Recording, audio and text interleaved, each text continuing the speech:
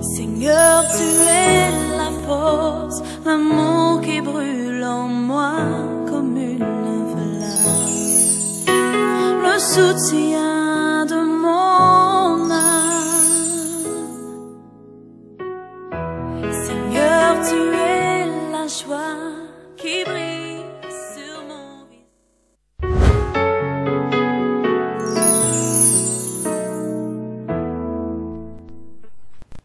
Voilà, retour sur le plateau de Révélation biblique, mesdames, messieurs. Merci une fois de plus de nous témoigner toute votre amitié, toute votre sympathie.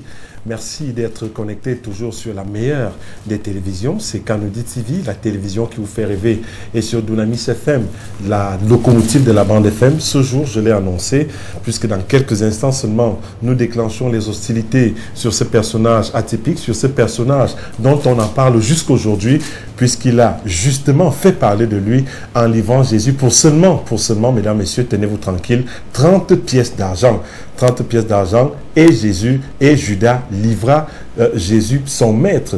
Jésus qui lui avait pourtant certainement fait confiance au point de lui confier la caisse de son ministère. Que s'est-il passé? Qui était Judas? Quelles étaient les motivations de sa trahison? Mesdames, messieurs, je vous l'ai annoncé, il est déjà fort confortablement installé sur le plateau des révélations bibliques. Lui, c'est le général de Dieu, le révérend docteur Dieunedor Kamdem Nunga. Et nous le recevons ce jour en tant que dans la posture d'exégète, dans la posture de docteur de la parole. Qu'il me soit permis de l'accueillir avec beaucoup de simplicité et beaucoup de plaisir. Bonsoir mon général et bienvenue sur le plateau des révélations bibliques. Bonsoir Cyril, bonsoir à tous nos amis téléspectateurs. C'est avec beaucoup de joie qu'une fois de plus, il nous permet de pouvoir entrer dans les profondeurs de la parole afin de pouvoir comme ça élucider, éclairer et pourquoi pas bénir le peuple de Dieu dans le cadre de la compréhension des Saintes Écritures et surtout des personnages bibliques. Alors mon général, nous allons parler d'un personnage atypique. C'est un personnage dont on en parlera toujours puisque son histoire est fortement liée à celle de Jésus également. Qu'est-ce que cela vous fait de parler d'un personnage comme Judas aujourd'hui? Disons que parler de Judas aujourd'hui me fait avoir un peu peur, premièrement. Deuxièmement, ça me pousse à réfléchir davantage sur ma position avec Dieu, de savoir qu'un homme peut marcher avec Jésus pendant pratiquement 3 ans et demi et se retrouver là où il pourrait se retrouver en ce moment, mais fini comme il a fini, ça fait très peur. Deuxièmement, ça me dit beaucoup de leçons sur ce qu'il ne faut pas faire. Parce que voyez-vous, parfois les mauvais exemples nous apprennent à mieux nous préparer pour des très grandes choses. L'homme est beaucoup plus façonné par les erreurs que par les succès. Donc une façon de dire que si Judas n'existait pas dans la Bible, je pense que la Bible ne serait pas la Bible. Il faut des personnages comme lui dans le but de pouvoir éclairer la lanterne de plusieurs autres personnes. Alors mon général, il faudrait d'abord lever un pan de voile puisque la Bible fait mention de plusieurs types de Judas. Il y a des Judas avec S, il y a des Judas sans S. Mais aujourd'hui, il faut bien préciser que nous allons nous appesantir sur le personnage de Judas Iscariote, celui-là qui livra Jésus. Effectivement, parce que nous avons pratiquement 6 à 7 Judas dans la Bible. Donc, il ne faut pas faire beaucoup. D'ailleurs, le premier, le plus fameux, c'est celui qu'on appelle Judas, la tribu de Judas, qui était le 4e fils de Jacob. Nous avons plusieurs autres. Nous avons par exemple Jude, le frère de Jésus, qui en été s'appelait Judas, mais qu'on a ici les théologiens ou bien l'église primitive a enlevé le AS pour mettre le E. Nous avons le Judas, le frère de Jacques. Nous avons plusieurs autres Judas qui apparaissent dans les Saintes Écritures. Même d'ailleurs, dans les Épîtres, nous avons d'ailleurs un apôtre Jude. Mais cependant, le Judas dont il est question s'appelle Judas Iscariote. Simplement parce que, voyez-vous, M. Cyril Châtelain-Rollo, à cette époque-là, il y avait Judas est un nom tellement commun. Un peu comme, quel est le nom le plus commun en ce moment ici au Cameroun? On peut parler de Paul Biya. Il y a beaucoup de... Bon, Paul, c'est un nom tellement commun. Nous avons par exemple Cyril. Oui, qui est également commun. Mais Château de Prospérité n'est pas commun. Pas vraiment. Il est unique hein, en son genre. En tout cas, toujours intéressant. Donc, en fait, un peu comme Kamdem chez les Bamileke, un peu comme Atangana chez les gens du centre-sud. Donc, en fait, Judas était un nom très commun. C'est pour ça d'ailleurs que pour le distinguer des autres Judas, ou des Judas qu'il y avait à l'époque à l'église primitive, on va utiliser Judas Iscariote. Maintenant, d'où vient le nom Iscariote? Il faut comprendre que Iscariote ici, bien sûr, parle de la bougade ou alors du village dans lequel sort Judas. C'était d'ailleurs une bourgade parce qu'en réalité, le nom, c'était une ville de la tribu de Juda. Mais donc, les trucs, c'était le Kéhirite. C'était le Kéhirite, le véritable nom de cette ville. Donc, en réalité, on peut dire qu'il s'agissait de Juda de Kériot. Juda de Kériot, qui était bien sûr une ville de Juda, mais on appelle bien sûr Judas Iscariote, particulièrement pour parler de son appartenance. Il était le fils d'un homme appelé Simon. La Bible le dit clairement, et on ne dit rien d'autre de son enfance, son évolution, sur tout le reste. Mais on sait quand même qu'il faisait partie, parce que vous savez qu'il y avait 4 grandes sectes en Israël, depuis Malachie jusqu'à Matthieu. Nous avons les pharisiens, les sadduciens, les esséniens, et nous avons ce qu'on appelle les zélotes. Bon, ça, on va ajouter un 5e, on va ajouter les Hérodiades, qui étaient beaucoup plus sectes politisés, qui défendaient les Hérodes, qui étaient les gens du parti au pouvoir, le parti d'Hérode.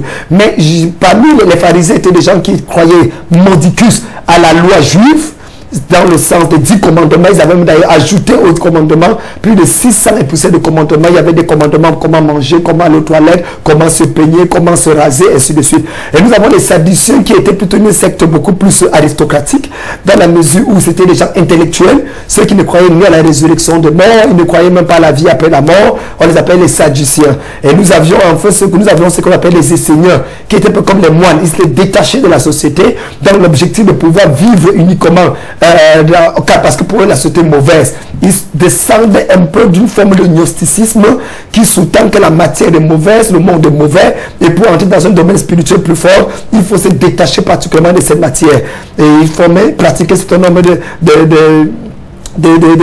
pénitence dans le but de pouvoir développer l'aspect spirituel. Et enfin, nous avions ce que nous appelons bien sûr les zélotes, dont Judas faisait partie. Un zélote qui croyait à la libération armée, qui croyait à ce que nous appelons aujourd'hui au XXIe siècle la théologie de la libération, et qui était véritablement contre l'Empire romain. Judas faisait partie de ces gens, et c'est ainsi que ce sont des données que nous connaissons sur la vie de Judas jusqu'au moment où Jésus-Christ l'appelle. Et pour ceux qui nous regardent à la télévision, ceux qui nous écoutent également à la radio, vous pouvez vous également, comme de coutume, participer à ce programme en nous envoyant vos textos, vos SMS 674 89 81 84 674 89 81 84. Nous parlons ce jour du personnage Judas Iscariote. Nous voulons dire merci à tous ceux qui se manifestent déjà en nous envoyant le SMS au 674 89 81 84. Mon général, il est difficile aujourd'hui de voir quelqu'un qui porte le nom de Judas, comme on peut voir Samuel, on peut voir Pierre, on peut voir Jean, on peut voir Paul, les disciples de Jésus, mais malheureusement, on n'entend pas quelqu'un porter le nom de Judas. Est-ce que le nom est lié à la personne à ce moment-là? Oui, déjà disons que vous connaissez-vous des gens qui portent le nom de Hitler? Non, pas vraiment. Connaissez-vous des gens qui portent le nom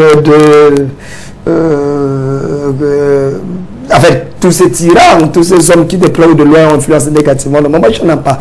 Voyez-vous, le nom d'une personne est une puissance.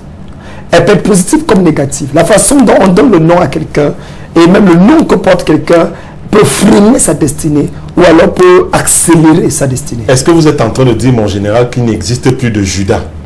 Qu'il n'existe pas un habitant qui porte le nom de Judas? Bien sûr, il y a des gens qui portent les habitants de Judas, particulièrement. Non, même pas sans le savoir, il y a des gens qui sont particulièrement contre Jésus, qui n'aiment pas le nom de Jésus, qui n'aiment pas le christianisme. Est-ce que vous savez qu'il y a une religion de Judas avec S? C'est-à-dire les gens qui croient à la vision de Judas. Il y a même un évangile de Judas parmi les évangiles apocryphes qui n'ont pas été canonisés par l'Église. Nous avons des personnes en réalité qui trouvent que Judas fait un travail remarquable. Nous avons même d'ailleurs un courant chrétien qui sous-tend et défend Mordicus que Judas est au paradis. Judas aussi, là, c'est la droite de Dieu. Ah ben oui, j'ai eu un enseignant dans mon cycle de licence en théologie, il y a de cela pratiquement 15 ans, qui défendait Mordicus, des assemblées de Dieu, que Judas est au ciel. Il n'a qu'accompli que le dessein de Dieu. D'ailleurs, ça fera l'objet des interventions que nous allons faire tout à l'heure. D'accord. Alors, mon général, les dés sont donc lancés, mesdames, messieurs. Vous pouvez participer. Vous qui nous rejoignez seulement à cet instant précis, 674 89 81 84, 674 89 81 84. Vos SMS, vos réactions réactions sont bel et bien attendues. Et rassurez-vous, vos réactions comptent sur Dunamis FM et sur Canonité TV. Alors, mon général, on va peut-être pas revenir sur l'enfance de Jésus pour savoir qui étaient ses parents, comment est-ce qu'il a grandi, puisque de Judas, puisque cela ne nous intéresse véritablement pas. L'histoire en parle d'ailleurs très peu. Je vais vous demander tout simplement quelles ont été les circonstances de la rencontre de Jésus avec Judas. Comment est-ce que les deux se rencontrent et qu'est-ce qui motive Jésus à l'appeler dans son ministère? Voyez-vous, quand Jésus commence son ministère, c'est particulièrement en Galilée. Il faut noter ici que Judas est le seul disciple de Jésus qui n'était pas de la Galilée, du village de Jésus. C'était un défaut ou un avantage pour Jésus? Le temps nous fera voir que c'est un avantage. Mais vous savez, les Écritures sur Judas semblent un peu perplexes. Parce que premièrement, Judas n'est pas de Galilée, comme les 11 autres disciples. Il est d'un village externe. Il est de Juda. Il est de Kériote. Il est de Iscariote. Il est d'une bouga. D'ailleurs, l'histoire nous dit que c'était une bouga de Judas. Et qui d'ailleurs, pour d'autres encore, même venant de Issachar. Donc, Judas avait des aptitudes incroyables. En fait, quand Jésus commence son ministère, lorsqu'il rencontre Judas, il trouve en Judas un homme d'un certain dynamisme, un homme d'une certaine clarté, un homme qui a un esprit assez positif. Ce qui fait en sorte que quand Jésus, après il faut dire que Jésus n'a pas choisi Judas comme ça, oui, c'était dans quelles circonstances? Non, mais la Bible dit qu'il est allé sur la montagne. Il appela ceux qui voulaient et ils vinrent à lui. Et il l'a choisi. Après une nuit de prière sérieuse, il a choisi 12. Parmi les disciples, il n'avait pas que 12 disciples, le Seigneur, il en avait plein. Mais parmi les disciples qu'il en avait, il en choisit 12 comme ses lieutenants. Et parmi les 12, il a réussi à piquer un Judas. Et pour moi, c'est un message très fort, M. Sidi Chatelewolo. Parce que si le Fils de Dieu, après une nuit de prière, peut choisir un clerc parmi ses disciples, ça veut dire que dans chaque église où il y a 12 personnes, il y a un Judas. Parce qu'il n'y a aucun pasteur qui soit plus grand que le Fils de Dieu. Ce qui veut dire que vous avez une église de 24 personnes, il y a 2 Judas. Si vous avez une église de 48 personnes, il y a 4 Judas. Imaginez que vous avez une église de 80 personnes. Imaginez que vous avez 48 Judas au moins dans votre église. Mon général, est-ce que vous êtes en train d'accuser Jésus en disant qu'il n'avait pas l'esprit du discernement? Non. Ce que je suis en train de dire, c'est que c'était à dessein.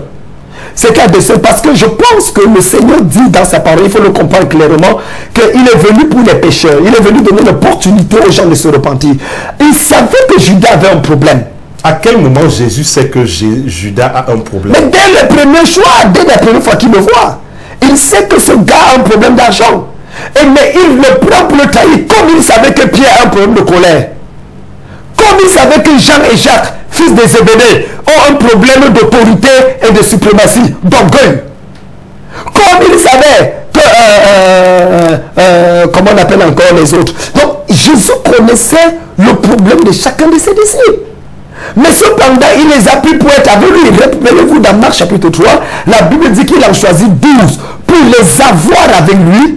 Et ensuite pour les envoyer avec le pouvoir de chasser les démons. Donc la première raison pour laquelle il les ordonne, c'est pour qu'ils soient avec lui. Pourquoi être avec lui? Pour qu'ils comprennent le caractère chrétien, pour qu'ils soient transformés, renouvelés. Et nous allons voir qu'un travail remarquable a été fait sur la plupart des apôtres, sauf sur Judas, qui malheureusement va continuer à persister dans ses voies obscures. Mon général, dans nos églises classiques, nous savons que lorsque vous êtes appelé dans la vigne du Seigneur, vous avez d'abord un suivi, vous procédez par la cure d'âme, ensuite vous acceptez Jésus-Christ comme votre Seigneur et Sauveur, et puis vous acceptez les eaux du baptême, un peu comme l'eunuque éthiopien. Est-ce que Judas avait suivi ce processus de délivrance avant de marcher avec Jésus? Bien sûr, la Bible nous dit clairement que lorsque Jésus les appelait, il était venu, il les enseignait. Plusieurs fois, Jésus, quand vous lisez les Écritures, a reprimandé Judas. Il a même dit que je vous ai choisi, mais l'un de vous est un démon. C'est-à-dire l'un de vous est possédé. Mais je continue à prier pour la délivrance de la personne. Rappelle-toi que Judas n'a pas commis quelque chose de plus grave que Pierre. Judas a livré Jésus, Pierre a trahi Jésus. Et celui qui te trahit est plus dangereux que celui qui te livre. Mais cependant, Pierre s'est repenti. Mais pourquoi Judas ne s'est pas repenti? Et là, il faut comprendre qu'au-delà de ça, il y a d'autres facteurs qui entrent en jeu. Donc, Jésus connaissait qui était Judas, mais Jésus tendait la piège comme il connaît chacun d'entre nous. Il y a des gens aujourd'hui, combien d'entre vous savez-vous que le nombre de personnes aujourd'hui qui sont devenues des athées, un homme comme Darwin, était d'abord un enfant de Dieu. Quand vous lisez les gens, par exemple, comme Hitler, qui est de descendance juive, mais qui va haïr les juifs.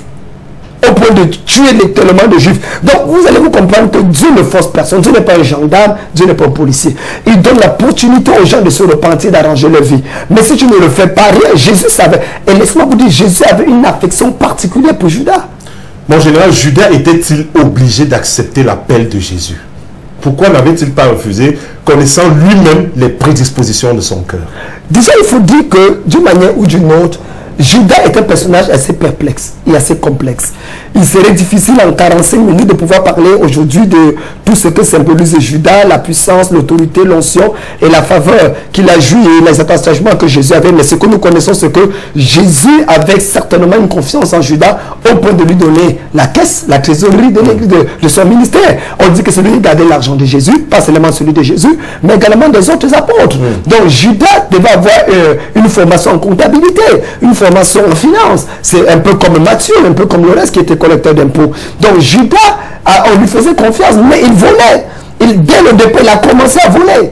Et quand il a commencé à voler, le Seigneur a su plusieurs fois, le Seigneur a dû le réprimander que mais attention, attention, attention, mais Judas ne se repentait pas. Je crois de fond de mon cœur, comme c'est le cas aujourd'hui, où la Bible dit que le Seigneur le fait que le Seigneur ne le vienne pas juger pour l'instant, ce n'est pas qu'il tolère le péché, mais c'est parce qu'il use de patience, ne voulant qu'aucun périsse, mais que tous parviennent à la repentance. Je pense que le temps que le Seigneur donnait à Judas, ce n'était pas une forme d'abandon, ce n'était pas une forme de laisser faire, mais c'était une façon d'interpeller Judas, de dire écoute, je connais ce que tu fais, repends-toi parce que très bientôt, tu vas arriver à un point de non-retour. Mesdames, Messieurs, que je vous rappelle nos différents contacts. Pour vous qui voulez également participer à ce programme, nous parlons ce jour de Judas dans le cadre des révélations bibliques. Vous voulez connaître forcément sur Judas, vous avez des préoccupations. 674 89 81 84. 674 89 81 84. Mon général, il me souvient d'avoir lu un livre avec un titre fort interrogateur qui parlait de Jésus ou Judas, qui est le véritable sauveur de l'humanité. Cette question ne vous frise pas un peu? Est-ce que vous n'avez pas de frissons lorsque vous écoutez ce genre de titre? Parce que dans ce livre, il me souvient qu'on disait, si Judas n'avait pas trahi Jésus, Jésus ne serait pas le Fils, le sauveur de l'humanité aujourd'hui. Non mais c'est faux, c'est faux. Il est clairement, il avait été dit que quelqu'un devait trahir Jésus, mais on n'avait jamais donné le nom du monde. Oui, mais on n'avait jamais donné le nom de la personne qui devait trahir Jésus. C'est comme Jésus a dit, il est nécessaire que les scandales arrivent. Mais malheur à celui par qui elle arrive. Comme Dieu a créé l'enfer pour les gens pour y aller, mais il n'a pas choisi que Cyril va aller en enfer et Dieu ne va pas aller au paradis. C'est chacun par son action et par sa décision volonté, ce qu'on appelle le libre arbitre, qui décide oui ou non de pouvoir choisir là il va passer l'éternité. C'est là le problème alors. Donc il y a Dieu a choisi quelqu'un comme étant le cobaye depuis le départ, le dindon de la farce. Non, non, non, non. Écoutez, voyez-vous, monsieur Cyril Châtelain-Wolo, quand vous parlez de Dieu a choisi, dans le domaine de la volonté de Dieu, il y a ce que nous appelons la volonté permissive de Dieu, il y a ce qu'on appelle la volonté parfaite de Dieu, il y a ce que nous appelons la volonté absolue de Dieu. C'est-à-dire qu'en réalité, vous ne pouvez pas dire que Dieu avait déjà pointé quelqu'un pour livrer Jésus. Il savait que quelqu'un, dans son omniscience, il savait que quelqu'un allait le livrer. Mais il ne savait pas qui. Non, non, non, non. Il savait même qui allait le livrer. Dieu, le Père, le savait déjà. Ça veut dire qu'il avait fait son choix à l'avance. Non, non, le fait de savoir pas dire qu'on a fait le choix. Par exemple, quand vous voyez votre enfant commencer à faire 4-5 de moyenne au premier des autres, vous savez qu'il va reprendre la classe. Ce n'est pas que vous avez choisi qu'il va reprendre la classe. Donc le choix ici, pas d'une action volontaire souveraine qui permet à quelqu'un de pouvoir préférer tel à tel autre. Judas n'avait Mais le Seigneur savait sans choisir.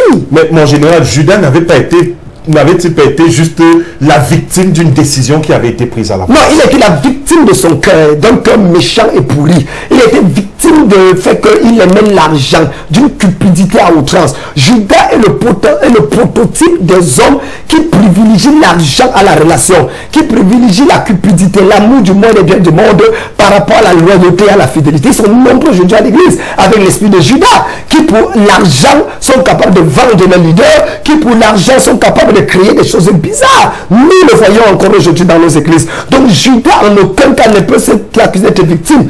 D'ailleurs, l'épître de Paul aux Corinthiens dit personne, lorsqu'il est tenté, ne dise que c'est Dieu qui me tente. Car chacun est tenté lorsque, et ça il faut le souligner en big rouge dans votre Bible, chacun est tenté lorsqu'il est attiré et amorcé par sa propre convoitise. Et la convoitise étant consommée engendre le péché qui à son tour produit la mort. Donc il faut comprendre aujourd'hui que en fait le diable a trouvé en Judas les dispositions naturelles nécessaires pour le pousser à livrer Jésus. Mon général. Et Judas, loin d'être le sauveur du monde, est en réalité l'abomination de ce monde. Mon général, Judas était-il conscient en livrant Jésus? Conscient de ses actes? Ou alors de l'acte qu'il posait? Moi, j'ai 3 questions pour ceux qui disent que Judas n'était pas conscient de l'acte qu'il posait. Premièrement, comment Judas a fait pour pouvoir rencontrer les pharisiens au point de parler avec eux pour leur dire qu'il veut livrer Jésus? Ça veut dire que Judas avait des complices parmi les pharisiens. Ah, quand même, soyons honnêtes. Judas savait où se trouvaient les pharisiens, il savait comment communiquer avec eux, parler avec eux. Vous ne pouvez pas dire que vous êtes loyal à Jésus et vous marchez avec les ennemis de Jésus. Donc, première question. Deuxième question. Comment Judas a fait pour négocier avec ces gens? 1, pour les trouver. 2, pour négocier avec eux. D'ailleurs, Matthieu et Marc.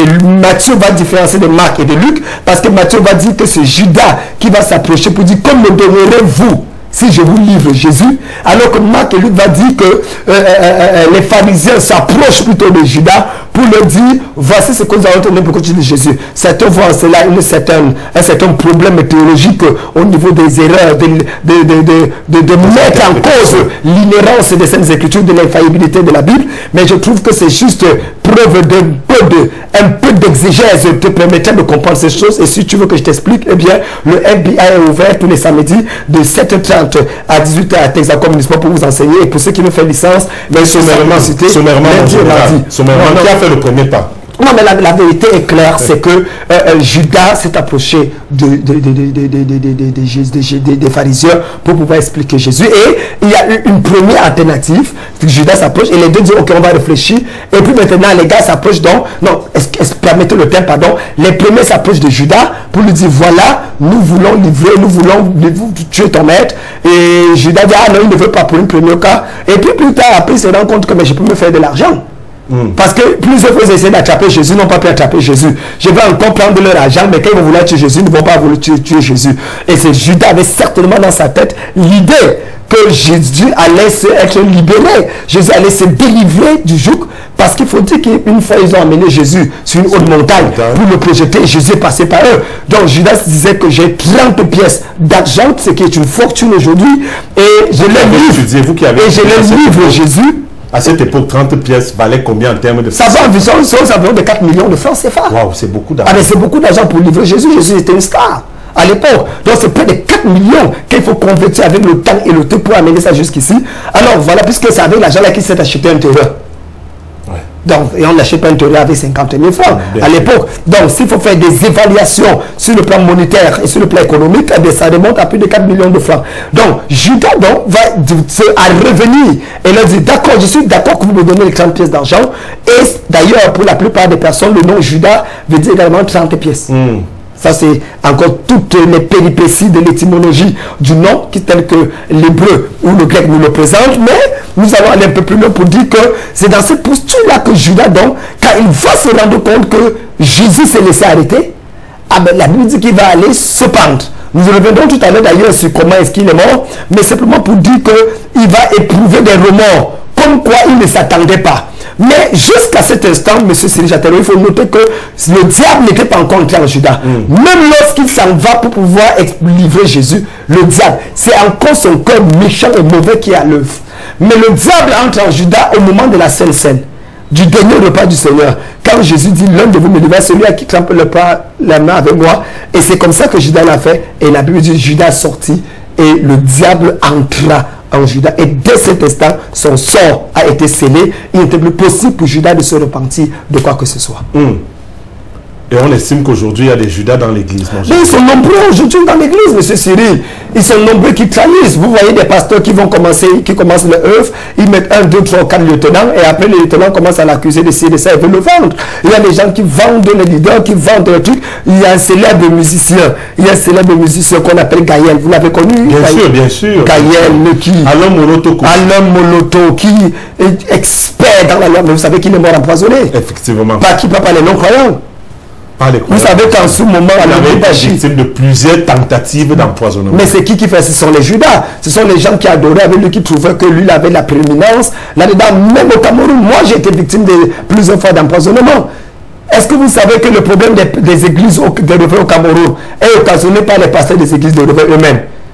Chacun va à tel endroit pour pouvoir lever le coup contre telle personne pour qu'on ferme l'église de telle autre personne, ainsi de suite. Malheureusement, nous avons des Judas à l'église. Nous avons des églises où dans lesquelles le pasteur, parce qu'il voit que l'autre a une croissance phénoménale dans son église, va faire une manigance pour dire que je vais délivrer un chrétien de mon église. Et le démon qui va parler, c'est le nom du pasteur d'une église qui grandit. Il va dire, vous voyez, non, son église grandit parce qu'il utilise les puissances démoniaques. Regardez comment je délivre telle personne. C'est le démon qui parle dedans, dit que c'est telle personne, que c'est Sylvie Châtelet qui parle au travers de sa bouche. Et il dit que vous voyez, et puis ça crée. On est descendu tellement si bas. C'est-à-dire que je me demande comment ces apôtres, prophètes et docteurs n'ont même pas la jugeote, un peu d'humilité intellectuelle pour comprendre que le langage des démons n'est en aucun cas recommandable. Même si un démon dit quoi que ce soit, il faut le rejeter. Aujourd'hui, Jésus n'empêche pas d'empêcher les démons de parler. Et ça crée un climat dans lequel on fait un montage, c'est fait comme du Hollywood spirituel ou du Nollywood. Aujourd'hui, maintenant, c'est le Pentecôte Hollywood qui se produit dans les églises aujourd'hui. Mais mon frère, laisse-moi te dire, ça a un avantage à rien. Ce n'est pas parce que tes brebis quittent d'une église à une autre que tu vas établir les Judas qui vont permettre de jouer le possédé et dire qu'ils sont possédés par telle personne. Au contraire, tu te rabaisses encore toi-même devant tes propres fidèles. Ne le fais pas. Si tu ne comprends pas, va vers la personne qui avance et dit, mon frère, comment tu fais pour que les choses marchent? Au lieu d'imiter en me regardant la télé, viens vers moi, après je te dis que frère, comment ça se passe et je vais te dire. Donc Syrie, il y a des Judas à l'église sur plusieurs armes. Il y a des voleurs, il y a des Judas dans le comité financier. 90% des gens qui sont dans les comités financiers des églises sont des voleurs. Vous êtes bien placé pour le dire. 90%. Et il y a un célèbre homme de Dieu qui a l'une des plus grandes églises au Cameroun, dont j'étais le nom, pour cause de respect, de trucs, qui avait mis des écrans là on comptait l'argent à partir de 70 à personne. Et c'était des grands pasteurs, bishops, des gens qui comptaient l'argent. Et quand il a pris le bouton pour regarder pendant qu'on compte l'argent, c'était au Nigeria, il se rend compte que les gars divisaient l'argent pratiquement par 5. Donc, il voit comment prendre l'argent, met dans le sac, il va mettre dans les voitures, et ainsi de suite. Il a failli piquer une crise et il a enlevé encore les pas. Et c'était des personnes sur qui il faisait confiance. Comme pour dire, il y a des Judas dans le domaine financier, il y a les Judas dans le leadership, il y a les Judas dans les relations, il y a les Judas dans le foyer conjugal. En fait, ils sont nombreux partout. Alors, mon général, vous nous avez fait savoir il y a un instant que Judas avait eu beaucoup de remords après qu'il ait livré Jésus. Mais est-ce qu'on a des remords lorsqu'on est conscient, lorsqu'on a fait volontairement, lorsqu'on a commis volontairement un acte? Si Judas avait fait cela volontairement, par sa propre volonté, est-ce qu'il aurait eu des remords au point d'aller se pendre, mon général? Non, il faut dire ici qu'il ne s'attendait pas. Est-ce qu'il n'était pas manipulé? Est-ce qu'il n'était pas possédé? Non, il était possédé à la fin. Le diable est entré à lui à la fin, mais déjà les intentions étaient là. Vous savez une chose, Cyril. Satan n'entrera en toi que si tu ouvres une porte. Tant que tu n'ouvres pas la porte, il n'entre pas. Il faut qu'on soit clair. Ne donnons pas trop de puissance à Satan.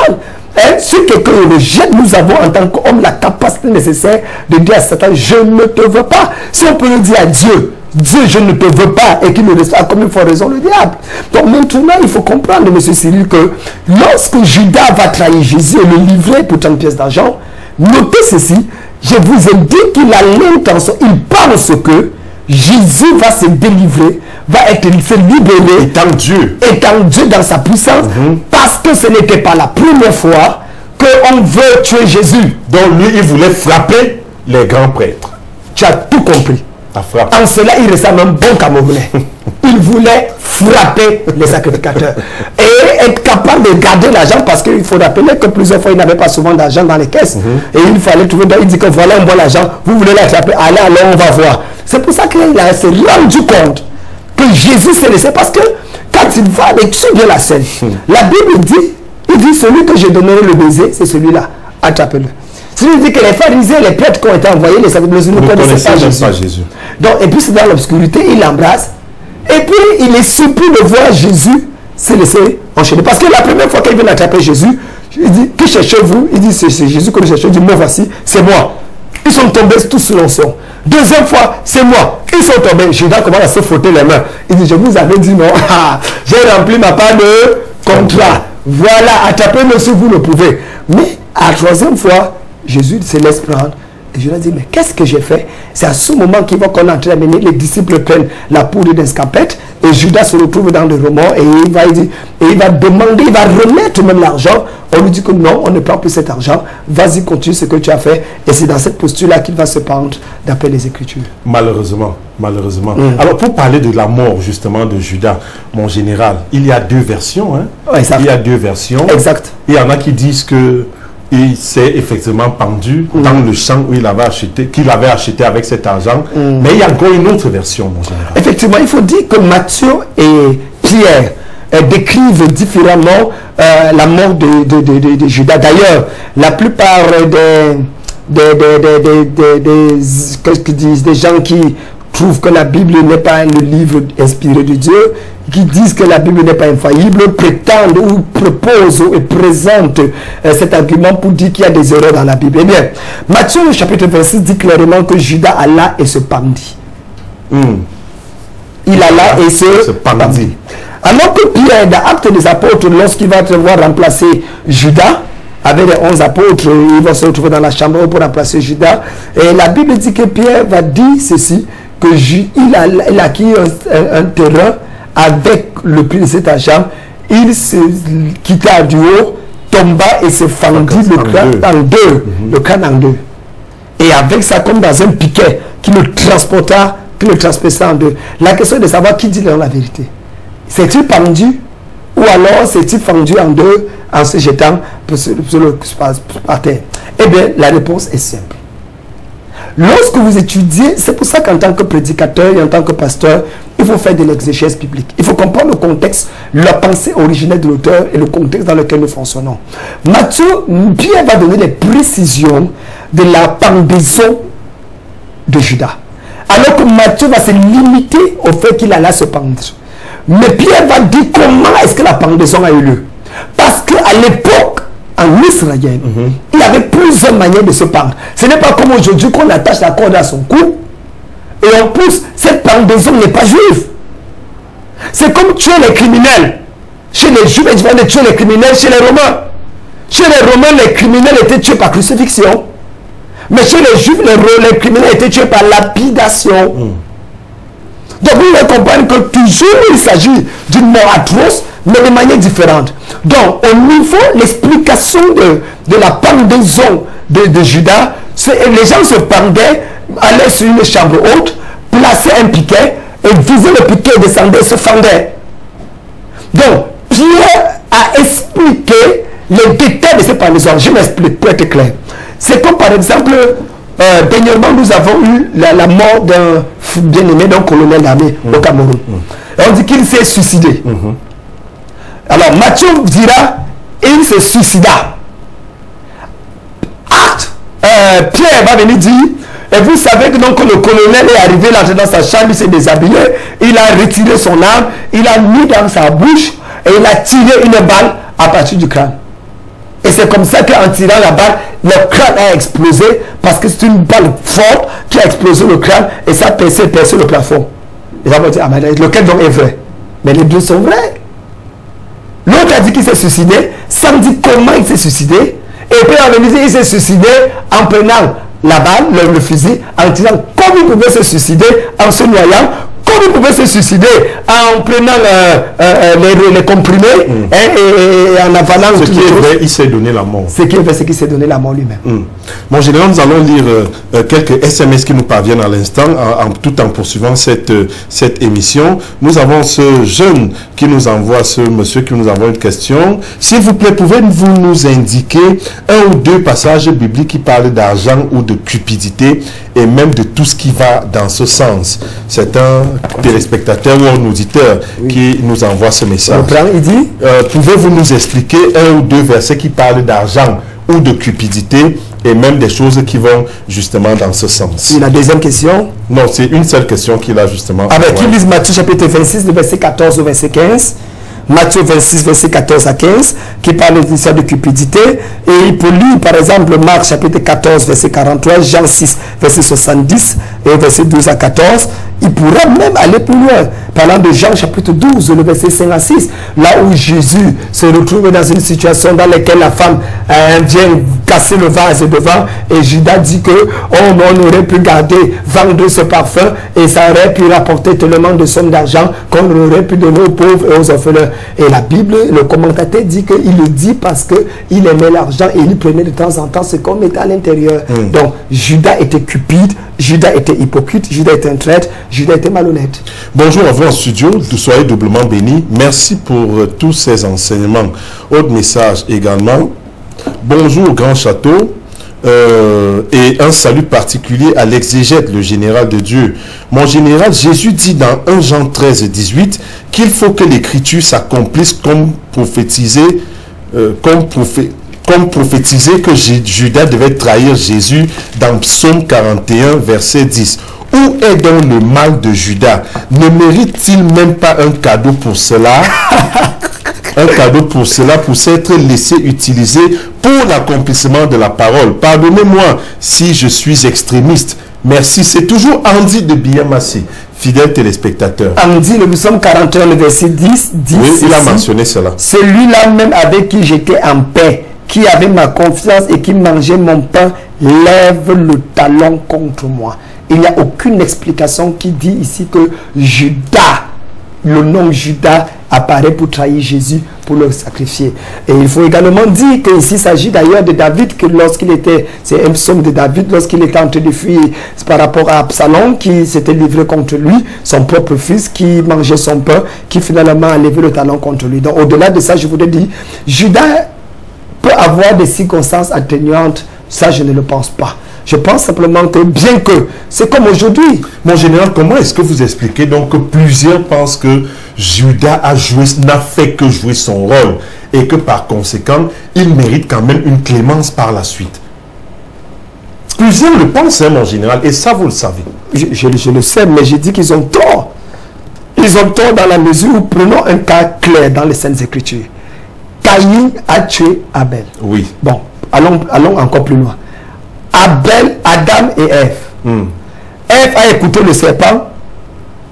Et le serpent, ils ont mangé le fruit, elle a donné à son mari. Oui. Ils ont mangé le péché venu. Oui. C'est leur rôle. Et grâce à eux, ils n'étaient pas les fils de Dieu. Hein. C'était des créatures de Dieu.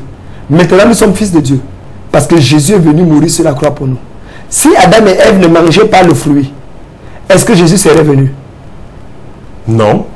Logiquement, non. Donc, c'est parce qu'ils ont péché que Jésus est venu. Donc, on doit les remercier d'avoir péché. Je ne le pense pas. Donc, il ne faut pas dire, prenons notre cas. À cause du fait que les frères de Joseph l'ont vendu et l'ont trahi en esclavage, et il est allé en Égypte, arrivé là-bas, il a sauvé la terre d'une famille, il a sauvé ses propres frères. Donc, on doit les remercier, leur donner un cadeau. Joseph doit leur donner un cadeau de les avoir vendus. Non. Voyez-vous, Joseph a dit quelque chose dans Genèse 50, verset 20 qui est très intéressant. Vous avez planifié me faire du mal, mais Dieu l'a changé en bien. Il y a en Dieu quelque chose qu'on appelle le convertisseur spirituel. De la même chose qu'on peut convertir les euros en CFA, les dollars en euros, en shillings, et ainsi de suite. Dieu est capable de convertir le mal en bien. Et c'est ce qu'il fait. Mais ça ne justifie pas le mal. La Bible dit, Paul va continuer à pousser la pensée théologique jusqu'à dire, pécherons-nous donc pour que la grâce puisse surabonder? Non! Il dit, là où le péché abonde, la grâce surabonde. Donc, parce que je veux voir la grâce surabonder, je dois donc pécher. Nous ne pouvons justifier le mal parce qu'à la fin, ça produit quelque chose de bien. Mon général, une question me vient à l'esprit avant de continuer à lire les SMS. Jésus ne pouvait-il pas sauver Judas dans sa frappe? Si! Il le pouvait si Judas se repentait. Je vous l'ai dit tout à l'heure que Pierre, pour moi, le crime de Pierre est même plus grave que celui de Judas. Parce que Pierre a fait les imprécations à swear to God. Je jure devant Dieu que je ne le connais pas. Il a dit que deux fois, trois fois, il a dit que gaga, que mon âme périsse, que je meurs aujourd'hui, que la vipère m'avale si je le connais un jour. Mais après, il s'est repenti. Le problème de Judas, c'est qu'il ne s'est pas repenti. Et c'est pour ça que dans le point, va parler de la tristesse selon le monde et de la tristesse selon Dieu. Pierre a eu la tristesse selon Dieu qui conduit à la confession, à la repentance, au changement, alors que Judas a la tristesse selon le monde qui est juste une reconnaissance, mais sans changement. Autre message qui arrive à l'instant, mon général. L'évangile de Judas a été découvert en Égypte. Vous en pensez quoi? Bon, je pense que l'évangile de Judas est une erreur. Ça ne fait pas partie des livres qui ont été canonisés. On les appelle les livres apocryphes. Judas, sur quelle base a écrit un évangile? Il y a quelle bonne nouvelle à donner alors que lui-même était propositeur de mauvaises nouvelles? L'évangile de Judas là est une invention du diable. Je ne pense pas que Judas, puisque la Bible dit qu'il allait se pendre, il a pris le temps d'écrire son évangile quand? Puisque au moment où Jésus meurt, avant même sa résurrection, Judas est déjà parti. Mais bien que plusieurs théologiens disent que quand Judas est mort, pendant que Jésus allait prêcher là-bas, Judas s'est repenti. Bon, on nous dit que c'est possible qu'on retrouve Judas au ciel, parce que quand Jésus est descendu prêcher aux morts, arrivé là-bas, et bien plusieurs ont cru, Judas a une deuxième opportunité de croire, et peut-être ça c'est une possibilité. S'il fallait lapider Judas aujourd'hui ou nous féliciter, mon général, quelle serait votre posture? Le lapider. Question d'auditeur. Why must a believer pray? Pray. Pray, oui. Because prayer is the respiration of the believer. If you don't pray, you don't have the answer of your prayer. We have all our needs. You have some problems, some difficulties that you have to handle. And God alone has the power that is able to change your situation or your condition. And it is through prayer that the power of God can be released in the life of human beings. If you don't pray, you will never see the supernatural moving in your life. If you don't pray, you will never see the hand of God deposit in your life. If you don't pray, you will never live a holy life. Prayer is the secret. Prayer is the base, the foundation of a victorious Christian life. Excusez-moi, mon général, mais répondez devant Dieu. Où se trouve Judas aujourd'hui? Au ciel ou en enfer? Jusqu'à Actes des Apôtres, il se trouve en enfer parce que la Bible dit clairement que quelqu'un d'autre prenne sa place. Ce qui veut dire que quelqu'un d'autre a pris la place de Judas. Mais d'un autre côté, Judas pourrait se retrouver au ciel dans la mesure où, peut-être quand Jésus, je l'ai dit tout à l'heure, allait prêcher aux esprits qui étaient captifs, Judas peut-être saisi l'occasion, là peut-être se retrouver. Mais nous limitons aux Écritures sans faire d'extrapolation ou des révélations extra-bibliques, Judas certainement se retrouvera en enfer. Excusez-moi, mon général, il y a trop d'excuses aujourd'hui. Je suis parti de mon église sans dire à mon pasteur, suis-je un Judas? Oui, oui, un vrai Judas. Même si tu es à la cathédrale de la foi, retourne dire à ton pasteur que tu es parti. Parce que si tu pars de ton église sans la bénédiction de ton pasteur, tu es un Judas. D'autant plus que quelle est la raison fondamentale? Beaucoup de gens disent, Dieu m'a dit de partir.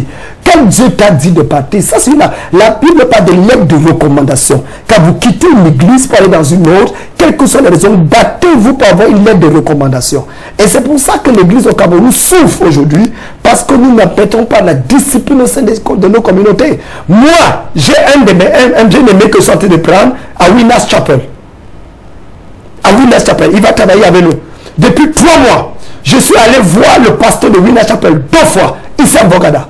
Lui, il a fait, mais moi-même, je me suis déplacé par là pour dire qu'il y a tel fils qui veut travailler avec moi, je veux ta bénédiction. Le pasteur m'a dit, oui, je te donnerai sa bénédiction. Voilà comment on quitte une église. Mais les gens qui quittent la bénédiction comme ça, ni cœur, ni corps, et puis ils racontent des histoires, ils sont sous malédiction. Je sais quand je parle comme ça, c'est tout le monde me regarder, ils vont m'envoyer des messages pour m'insulter. Vous dites que c'est Judas, mon général. Mais c'est l'esprit de Judas. C'est de Judas ou c'est l'esprit de Judas? Mais celui qui a l'esprit de Judas, automatiquement est un Judas. C'est un Judas. Automatique. Donc, d'une manière ou d'une autre, quand vous voulez quitter ma soeur, même si c'est pour venir à la cathédrale, j'insiste, quittez dans de bons termes, recevez, même s'il faut attendre 1, 2, 3, 4, 5, 6 mois, attendez, recevoir une bénédiction et partez. Si le pasteur ne veut pas vous libérer, voyez le pasteur chez qui vous voulez partir, qu'il se déplace pour venir voir votre collègue. Que ça se passe comme ça. Parce que et tout pasteur qui reçoit les gens en désordre, c'est la même manière qu'ils te quitteront pour s'aller ailleurs. Effectivement. Il faut qu'on soit clair. Et je le dis, et pire encore, quand tu passes sous discipline ou sous rébellion. Ah mais ça c'est encore grave. Quel que soit ce que tu fais, ça ne marchera pas. Ça va te poursuivre jusqu'à la fin de ta vie. C'est clair. C'est pas moi qui le dis, c'est la Bible. Et Dieu, que Dieu soit vrai. Quand j'ai quitté le plein évangile, j'ai quitté avec toute la bénédiction du plein évangile. C'est pour ça que quel que soit ce que le plein évangile fait aujourd'hui, il ne peut pas me maudire. Demandez-moi pourquoi. Pourquoi, mon Ils m'ont déjà béni. Quand je partais, ils m'ont béni. Avec 50 000 francs. Cyril, on t'a envoyé. L'argent n'était pas important. Ils m'ont béni. On a envoyé les gens prier pour moi dans ma famille. Et c'est fait comme donner une offrande de 50 000. Mais ça, j'ai fait quand même pour 10 ans de bon et de loyaux service. Et jusqu'à présent, ils me doivent encore quelque chose. Je voudrais, si le régional est en train de m'écouter, s'il te plaît, n'oublie pas, tu m'as envoyé déjà une partie, il manque une autre partie. Ça traîne déjà, ça fait 1 an. Mon général, le roman n'est-il pas une forme de repentance? Non. La repentance, le mot repentir vient du mot métanoïa, qui parle de changement de mentalité, de changement de position, de changement d'action et de changement d'attitude. Ça veut dire qu'on revient, quand il y a une véritable repentance, il y aura une conversion authentique.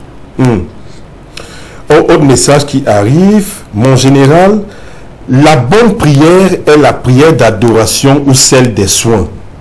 Bon, celle des soins, je ne comprends pas très bien. Dans l'université de la prière, il y a 21 départements. Il y a deux grandes subdivisions. Il y a la division rendre ministère à Dieu, il y a la division rendre ministère au peuple de Dieu. Dans la division rendre ministère à Dieu, le plus haut niveau, c'est l'adoration, et le plus bas niveau, c'est les remerciements. On quitte des remerciements aux actions de grâce, louanges, et ainsi de suite, jusqu'à arriver à l'adoration. Dans le département rendre ministère au peuple de Dieu, le plus bas niveau, c'est la demande, et le plus haut niveau, c'est l'intercession. Donc, j'enseigne sur les 21 écoles de prière. Je pense que, si vous voulez savoir plus, je pourrais écrire un livre sur ces 21 écoles de prière pour permettre aux gens de comprendre toute la dimension mystique de la prière et la révélation de Dieu au travers de la prière à partir de notre Père. Alors, mon général, au moment où nous nous acheminons vers la fin de ce programme, avant de lire les 2 derniers SMS que nous recevons à l'instant, mon général, quelle est l'histoire qu'on va retenir de Judas? Qu'est-ce qu'on peut retenir comme... Qu'est-ce qui peut nous édifier dans l'histoire de Judas? Premièrement, l'amour de l'argent n'est pas bien. C'est la racine de tous les maux. C'est la Bible. Ça, c'est clair. Frère, tout homme de Dieu peut avoir des problèmes sur un aspect ou un autre. Mais s'il a un problème avec l'argent, il n'ira nulle part. Quel que soit le bruit qu'il fait maintenant, donnez-lui 10, 20 ans, ça va s'éteindre. Parce que Dieu a clairement dit, on ne peut servir Dieu et maman. Parole du Seigneur Jésus. C'est impossible. La deuxième chose que nous pouvons retenir, c'est que la loyauté est bien. Apprenez à être loyal aux gens qui vous appellent dans le ministère. Judas a trahi la personne qu'il a appelée, qu'il a ordonnée dans le ministère. Il y a 2 personnes qu'on n'oublie jamais dans l'histoire de la vie chrétienne. 1, celui qui t'a conduit à Jésus. 2, celui qui t'a appelé pasteur. Qui t'a formé et qui a fait de toi un pasteur. Celui qui a fait qu'on commence à t'appeler pasteur. Soit en t'élevant dans le ministère pastoral, soit en t'ordonnant dans le ministère pastoral. Quel que soit le cas, ne blague jamais avec ces 2 personnes. Ils sont capables de te déconnecter de ta relation au ciel. Mon général, qu'est-ce que vous préférez, vous personnellement? Ça, c'est de vous, aux téléspectateurs qui vous regardent. Qu'est-ce que vous préférez? La trahison ou le reniement? Aucun.